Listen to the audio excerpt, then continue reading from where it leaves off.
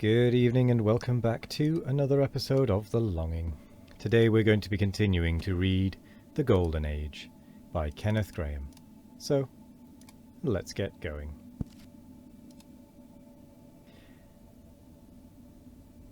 The fact being patent, the next thing was to grapple with it, and my mind was fully occupied during the sermon.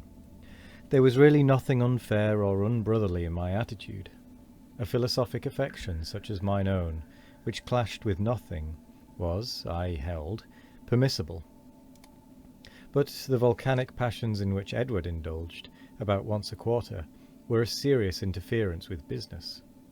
To make matters worse, next week there was a circus coming to the neighbourhood, to which we had all been strictly forbidden to go, and without Edward no visiting contempt of law and orders could be successfully brought off. I had sounded him as to the circus on our way to church, and he had replied briefly that the very thought of a clown made him sick. Morbidity could go no further.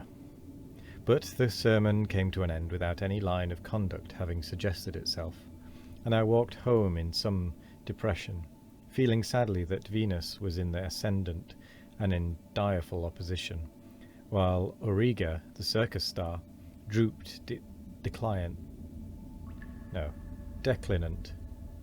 perilously near the horizon. By the irony of fate, Aunt Eliza, of all people, turned out to be the Dea ex machina, which thing fell out in this wise. It was that lady's obnoxious practice to issue forth of a Sunday afternoon on a visit of state to such farmers and cottagers as dwelt at hand, on which occasion she was wont to hail a reluctant boy along with her, from the mixed motives of propriety and his soul's health. Much cudgelling of brains, I suppose, had on that particular day made me torpid and unwary. Anyhow, when a victim came to be sought for, I fell an easy prey, while the others fled scatheless and whooping. Our first visit was to the Larkins. Here ceremonial might be viewed in its finest flower, and we conducted ourselves like Queen Elizabeth when she trod the measure, high and disposedly.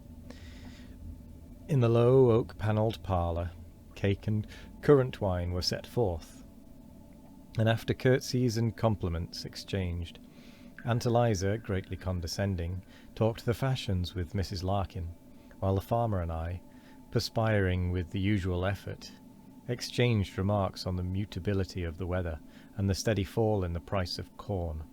Who would have thought, to hear us, that only 2 short days ago we had confronted each other on either side of a hedge, I triumphant, provocative, derisive, he flushed, wroth, cracking his whip, and volleying forth profanity. So powerful is all subduing ceremony.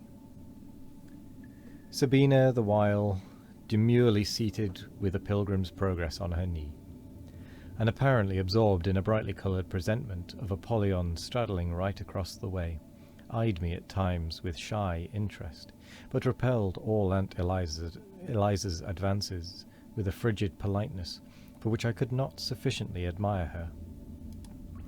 "It's surprising to me," I heard my aunt remark presently, "how my eldest nephew, Edward, despises little girls. I heard him tell Charlotte the other day that he wished he could exchange her for a pair of Japanese guinea pigs. It made the poor child cry. Boys are so heartless." I saw Sabina stiffen as she sat, and her tip-tilted nose twitched scornfully. Now this boy here... My soul descended into my very boots. Could the woman have intercepted any of my amorous glances at the baker's wife? Now this boy, my aunt went on, is more human altogether. Only yesterday he took his sister to the baker's shop, and spent his only penny buying her sweets. I thought it showed such a nice disposition. I wish Edward were more like him. I breathed again. It was unnecessary to explain my real motives for that visit to the baker's. Sabina's face softened, and a contemptuous nose descended from its altitude of scorn. She gave me one shy glance of kindness, and then concentrated her attention upon Mercy knocking at the wicket gate. I felt awfully mean as regarded Edward. But what could I do? I was in Gaza, gagged and bound. The Philistines hemmed me in. The same evening the storm burst. The bolt fell, and, to continue the metaphor, the atmosphere grew serene and clear once more.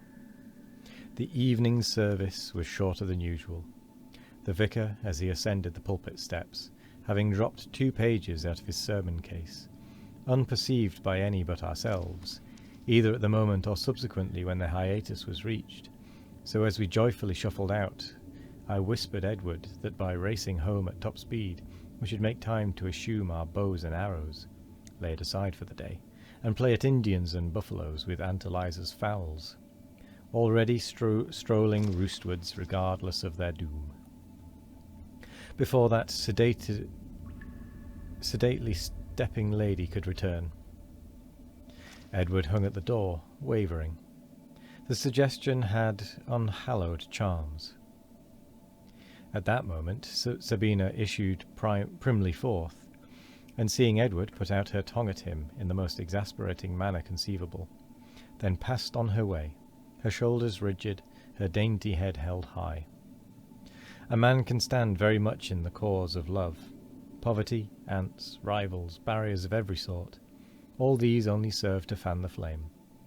But personal ridicule is a shaft that reaches the very vitals. Edward led the race home at a speed which one of Ballantyne's heroes might have equalled but never surpassed. And that evening the Indians dispersed Aunt Eliza's fowls over several square miles of country, so that the tale of them remaineth incomplete unto this day. Edward himself, cheering wildly, pursued the big Cochin China cock till the bird sank gasping under the drawing-room window, whereat its mistress stood petrified, and after supper, in the shrubbery, smoked a half-consumed cigar he had picked up in the road, and declared to an awe-stricken audience his immitigable resolve to go into the army. The crisis was past, and Edward was saved. And yet, sunt lacrimae rerem, to me, watching the cigar stump alternately pale and glow against the dark background of laurel, a vision of a tip-tilled nose, of a small head poised scornfully, seemed to hover on the gathering gloom, seemed to grow and fade and grow again, like the grin of the Cheshire Cat, pathetically, reproachfully even, and the charms of the baker's wife slipped from my memory, like snow-wreaths in thaw. After all, Sabina was nowise to blame. Why should the child be punished? Tomorrow I would give them the slip, and stroll round by her garden, promiscuous-like, at a time when the farmer was safe in the rickyard. If nothing came of it, there was no harm done, and if on the contrary... And you know what? I think we might actually just stop, since this one is this is about to be the start of a new little mini story, I suppose. So we might actually stop there, reading just a little bit early. And, yeah. We haven't lit a fire in quite a while, but then I suppose we're not trying to speed time on. We are trying to keep time going. Which is it's gonna take us quite a while to read this book. I genuinely don't know how many episodes it's taken us to get this many pages in, but it's definitely been a lot more than some of the other books where I've been able to get 10 pages per episode. This one, it's taken. I'm sure I've only been getting maybe 6 or 7 pages, so it's going to take quite a long time to get through. Unfortunately, well, maybe fortunately for some, but for progressing, I suppose we're not in a rush, are we? Anyway, I've rambled enough for the end of the episode. So, I will say thank you very much for joining me today. I hope you all have a wonderful morning, evening, afternoon or night, No matter what time of day it is, I hope you all have a wonderful one of it. And as always, we will be back tomorrow for more of The Longing. Goodbye.